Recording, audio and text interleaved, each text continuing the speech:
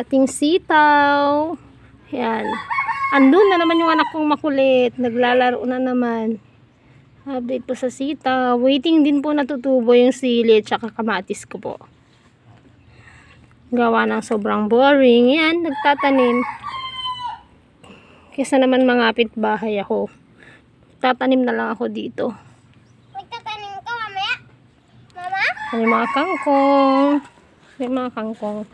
Dami din kangkong guys. And then, kamote.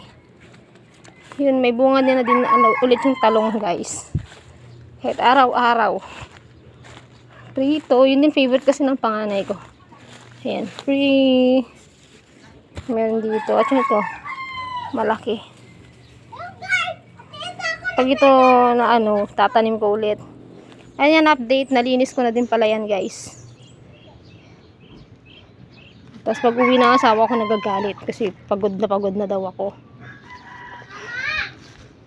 Yan, hindi ko pa nalilinisan yan guys.